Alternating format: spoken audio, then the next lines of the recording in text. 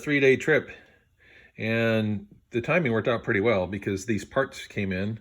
I got these for Midwest Bayless, and they just have a lot of Fiat stuff, specialty stuff. So when I bought this one from Rock Auto, and but they didn't have these pieces. If I had bought the whole thing from Midwest Bayless, they would have had all the pieces. But, you know, that's just the deal. Sometimes I switch it around, you know, buy it from different people. So now I think I don't think I'm going to bench this one because I don't have an additional container to put up here that I could feed it. And then, so I'm probably going to do this in the car, which is, you know, I guess there's pros and cons I hear about, but we'll give it a go.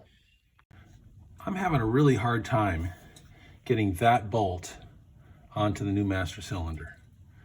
And I don't know why. I mean, I've tried this and I keep cross-threading it. I've tried this thing, I had to try it 100 times. These two, I had no problem whatsoever. But that one, it's not happening. So I've got it on there temporarily. That was really interesting. I went ahead and filled the reservoir. Oh, I got a leak somewhere. Where am I leaking? I'm leaking a lot. Dang it. All right, so I think we got the new one at least in, which really just consisted of these two bolts. And then the other side, there's just this rod that just comes out and in and pushes into the master cylinder. And making sure that's, you know, straight, level, and going in was the tricky part of this, because the old rubber grommet piece was kind of loose and having trouble to fit. So what I did was I just took a little piece of tape on the back and kind of put it in place temporarily, just so that it would be in the right spot. And I believe it's in the right spot now. I haven't tested it, but I think I got it right. And so the next thing I do is I'm going to get some new covers, or, you know, tighteners or whatever these are. I forget what they're called. And put them on here nice and tight on these two guys. And then we'll do the next project. So I was pulling up the fuses. In number 2 and number 8, if I'm looking from the right, they have these fuses with aluminum foil on them. And then 1 and 7 were just missing altogether. So I'm gonna go look up what those go to. Maybe that'll explain why my lights aren't working and stuff. So we're having some wiring gremlins, as you would expect. And so I'm gonna mess with the fuses a little bit. And at the moment, none of my left side wiring is working. So I'm thinking that here, number 3 and number 8 need to be checked upon. And we're gonna do some wiring, playing with the wiring. You can see there's a little 3 to 4 connection and a 5 to 6 connection. So the 3 and 4 are the main headlights. 5 and 6, I think, are the high beams. And then 8 is like parking lights and stuff in the back, more or less. It's kind of difficult to tell. I kind of got this for me. Let me zoom that out a little bit. There you go. In case you're ever wanting to do something like that, that might help you. It might make things worse. Okay. All right. And so we got this fine quality AM radio here. And I wanted to see if it would work. So I had no idea what the wiring was, but I started reading a little bit. And you had these bullet connectors here, and one was red, gray red, one was gray. So I'm just guessing one's positive, negative. Of course, I have no idea. I hooked it up to an old speaker that's broken that I have laying around. And then I have one other wire, and it looks like everything tells me is that there's 2 wires. One of them is for like all the time, and one of them is for ignition, so that, you know, the car won't run all the time. But it looks like they wired them together.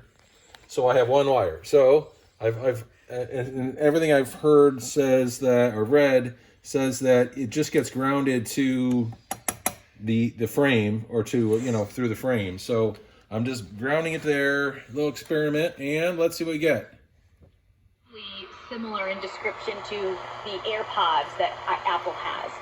And people interact with these screens. These are the old radios. Very much like reality television. Hello, my friends. Just got back from a trip fixing up some stuff, doing some flooring. And today we're going to see if we get the cooling system going. We don't have all the supplies. I took out this overflow tank, and I'm trying to get it cleaned up some. There was some advice about using some toilet bowl cleaner on it to try to get it looking a little more snazzy. And the piece that comes underneath that runs up to here, I don't have that one yet. I do have this one. I'm going to try to put that one on from here to here. And then the one underneath, this guy here, it is just like rubbery. And I've got another one of those. So this Mongo heavy triple ply one, look at the difference between these two. Just in quality, you know, just the thickness and how long that thing's going to last compared to the other one. Should make a big difference. Continental brand. You know, I think that's the same Continental that makes my bicycle tires, my gator skins. And let me tell you, they make really good gator skins. So I'm thinking that these things are going to hold up pretty well. So yeah, that's cool. Before I fill it up and close it up, I'm flushing the radiator a few times with some water. You know, it starts clear and it comes out, and you got like, you know, we could mine for gold in this pile here. So hopefully we'll flush this a few times, and I'm hoping eventually we will get nothing. It looks cleaner. Okay, I don't know if you can see this very well, but next to the water pump, there's a hole, a little tiny hole. Let me see if I can see it on there. And the water the coolant is leaking out of that little hole. And I suspect that might be why this car was parked. But what is that hole? I mean, I'm looking at it and there's a hole on the top just like it. And, oh, ouch. And I'm looking, I'll come over here like this. Looking at the old water pump. Here, the same hole is right there. So I'm not sure what it's for or used for, but that's where it's leaking from. I suspect we've got a bad water pump though. Great. Okay, I don't know if you can see this very well, but next to the water pump, there's a hole, a little tiny hole. Let me see if I can see it on there. And the water the coolant is leaking out of that little hole. And I suspect that might be why this car was parked. But what is that hole? I mean, I'm looking at it and there's a hole on the top just like it. And, oh, ouch. And I'm looking, I'll come over here like this. Looking at the old water pump. Here, the same hole is right there. So I'm not sure what it's for or used for, but that's where it's leaking from. I suspect we've got a bad water pump though. Great. So I tried putting this on, gosh, I think it was about a month ago. I could not get that last bolt on, this one right here.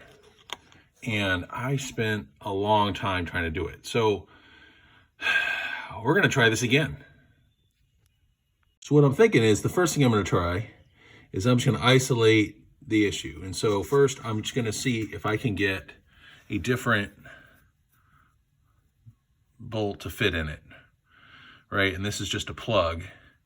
If I could get that working, then I would at least have front brakes, at least theoretically, if I could get, after I get them bled. And then we can worry about the other ones another time. So that's like a minimum success. If I can't get this in, then focus. It won't focus on it. There it goes.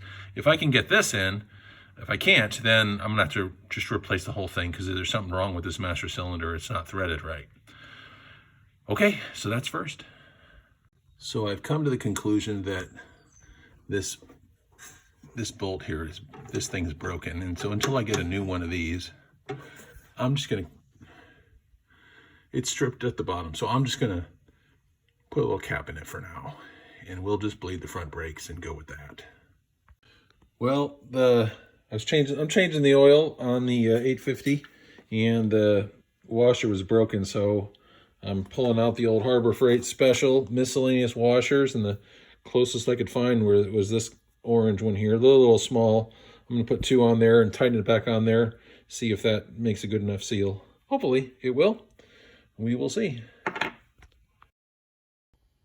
Well, I'm finally summoning up the courage to work on the brakes today. I don't know why it's taking me this long, but the parts came in. So I've got this brake line there. I hit the brake pedal and it doesn't look like it's doing anything. So either this whole contraption is completely shot, which I'm worried about, or this line here is clogged. So I'm going to try the line first and see what we get out of that. And if that goes well, then we'll know it's this and have to deal with that. So first thing I had to do, for those of you who've never done this before, on an 850, is you got to take this cover piece off. It kind of sits above, on top of this, kind of protects this bolt right here from kind of falling off on its own. And there's a bolt on the side here, and that comes off. That's a little like 10 millimeter. Then this is a 14 here, and then that covers a banjo bolt that goes to there. And then of course this is the trickiest one here. You got to make sure you get that one off without breaking everything, which I was thankfully successful on the first one. So we're going to try that and see how it goes, and I'll let you know. The really good news is that the bleeder screw opened, so we can actually bleed it without the potential of completely destroying it. So I'm pretty happy about that. I got this thing years ago, a one-man bleed kit for my Austin Healey's a long time ago. 20 years ago I got this tool, and it's like, man, I sure want to use it. So we're going to try it, although it's difficult to one man because someone's got to hold it. You know, you can, I suppose you could leave it, but it's difficult to do it. So basically you hook one end to the bleeder kit, you unscrew it, and then you pump slowly. I was pumping slowly and starting to come out. So I'm gonna get a helper who would help me pump the brake. Well, destroying the old water pump wasn't a complete waste, because I got all these parts off of it that I can use for this one. So I'm feeling pretty good about that. I got it all back together. It's a little loose still, but we'll tighten up all the bolts and be good to go. Looks pretty snazzy, except for the fan looks like it's seen better days, but it'll be all right. All right, so earlier today, Nathan and I got in here and we filled up the tranny, not that one, but there was one slightly above it. Let me see if I can't get that one right there. We filled that up with about a couple of quarts probably. And later today, I got a giant leak coming from the front of the car again. And it looks like it mostly spilled out. And there's a whole big pile down there. And it feels like the same stuff.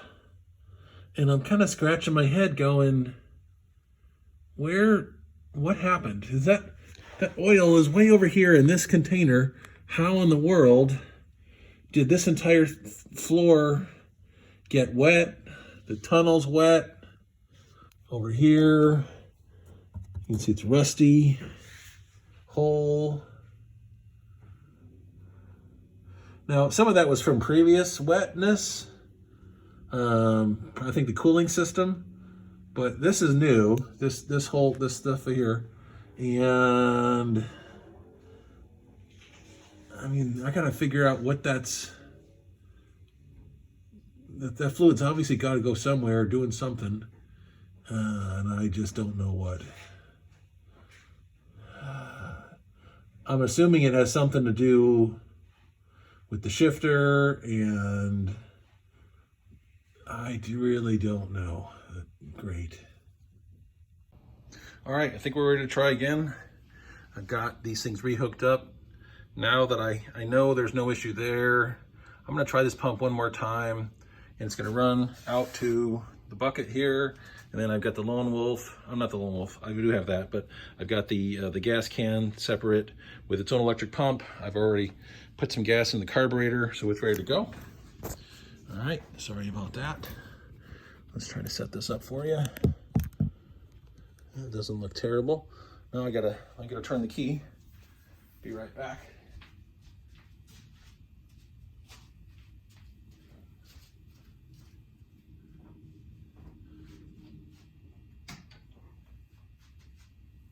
All right, say your prayers.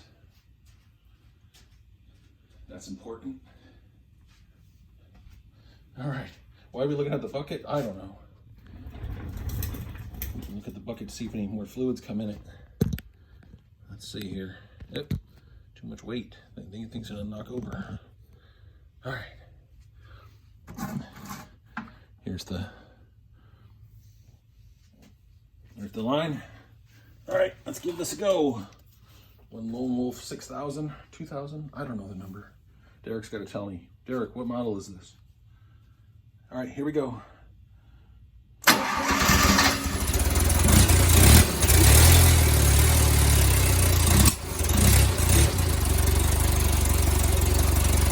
Nothing.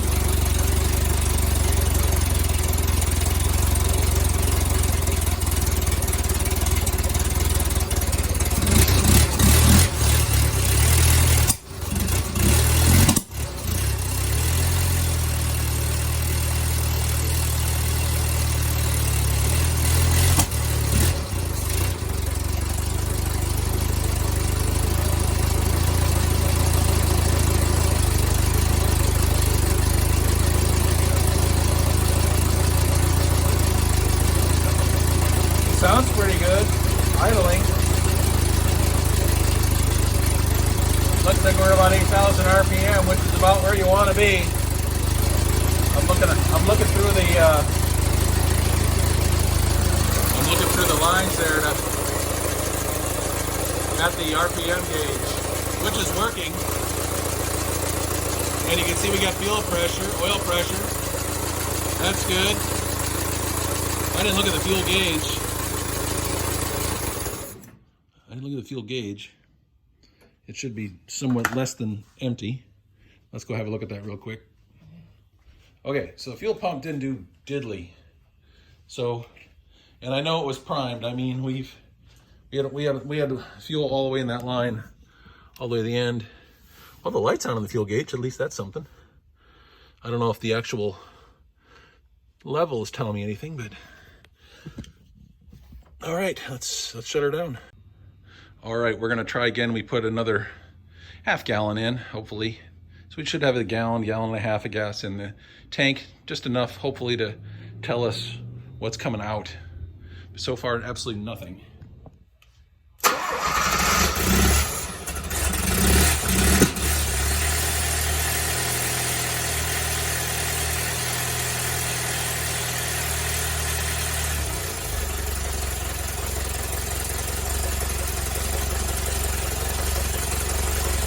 Absolutely dry.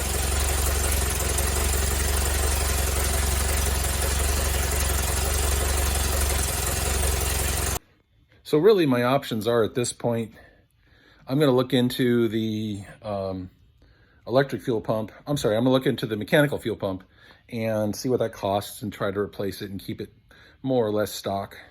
But if that doesn't work, I can always go with the electrical fuel pump. I know that will get us there too. So that's an option that we can use as well. So that's about where I'm gonna have to leave it for now until we get some more parts. Thanks all.